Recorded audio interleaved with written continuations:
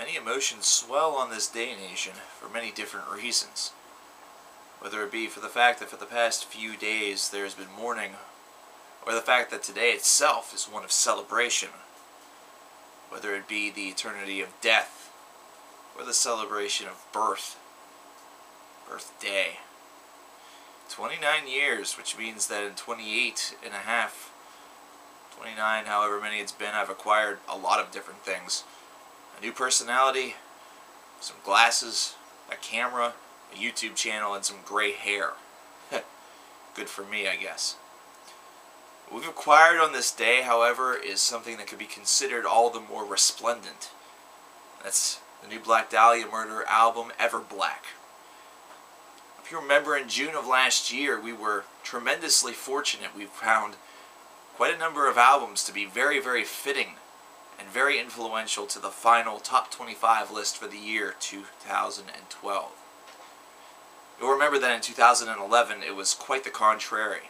In fact, in 2011, while you guys have blessed me with more than 40,000 views on the Morbid Angel Abomination, we were also unfortunate enough to experience the Queensryche album prior to Frequency Unknown. So yeah, there's a lot riding on these things. Black Dahlia Murder Everblack, though, it was a couple of years ago whenever their last album was released, and whenever that happened, whenever Ritual happened, I do recall in that review saying something along the lines of, "This is damn good, but just wait, because it sounds like the best is yet to come." Now, I hate to say I told you so, alright, Hives reference, but yeah, I'm going to have to say those words, I'm going to have to use those terms. I'm going to have to use something that my mother always considered to be the perfect insult. I hate to say I told you so, guys, but Everblack is here, and Everblack is a beast. Now, it's been difficult to really pinpoint exactly what you want to call the Black Dahlia Murder, because they seem to be way too heavy to actually fit in the traditional melodic death metal core. Whenever you consider other albums by other bands, there definitely seems to be a lot more presence of a little bit of, almost civility. Because this album just sounds angry. This is pissed. This is true mayhem, true carnage. Everything that you would hope to expect. And all I have to do is say 2 lines that ended up being song titles in the meat of the album, the middle of the album, and you'll understand exactly what I mean. All I have to say is "Raped in Hatred" by Vines of Thorns, and all I have to say aside from that is "Phantom Limb Masturbation." Alone, whenever you look and examine these song titles, you have an expectation, you have a hope. Black Dahlia Murder hasn't necessarily been a band that has been, toned down on their song titles throughout the course of their career. However, they've only seemed to become more and more extreme as each passing album has passed by.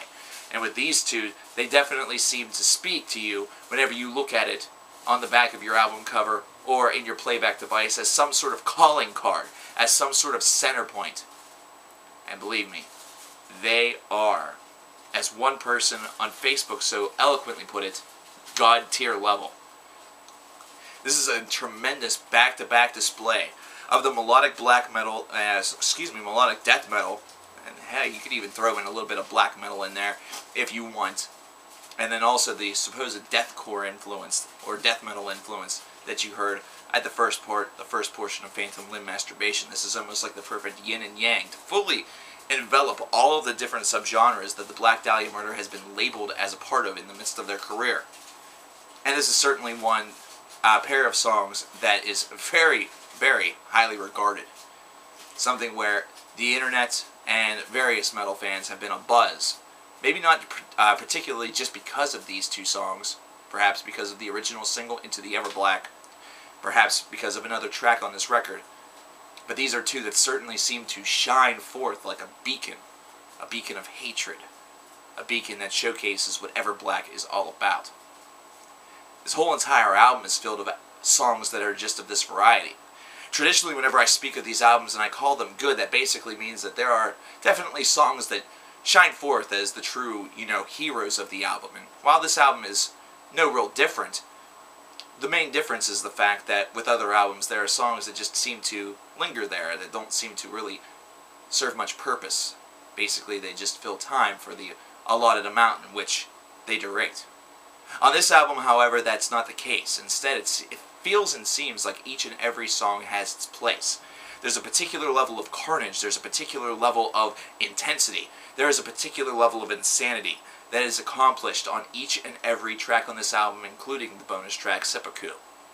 As this album progresses and as we get into the 10, the 20, the 30, the 40-minute mark, it just seems like this album continuously is refreshing itself.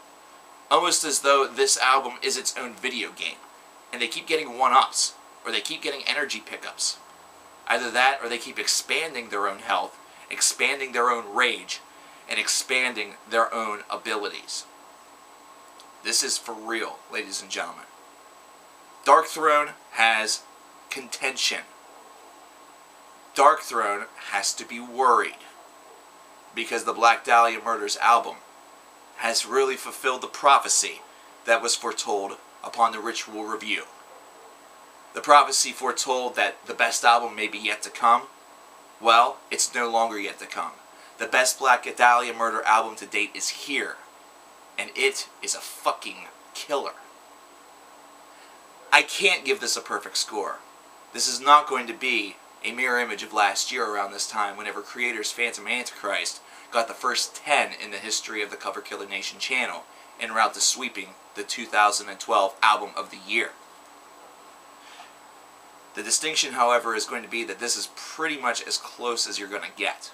We're talking 9.5 to 9.75 range. Universal acclaim.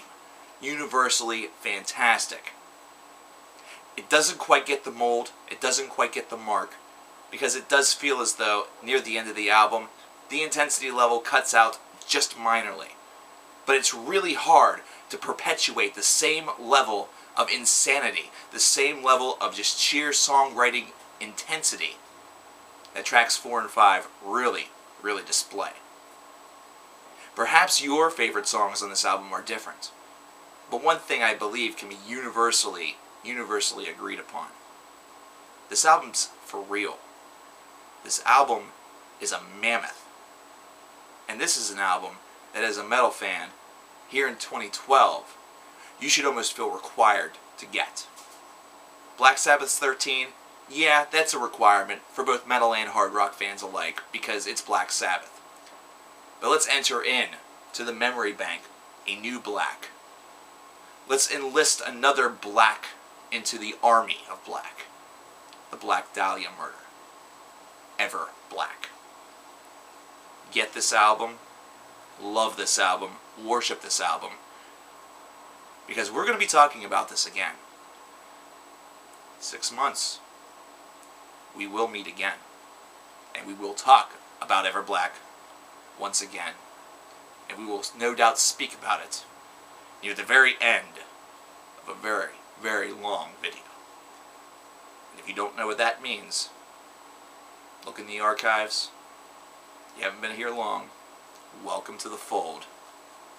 Get this. If this is your first recommendation that you ever take from me, do it.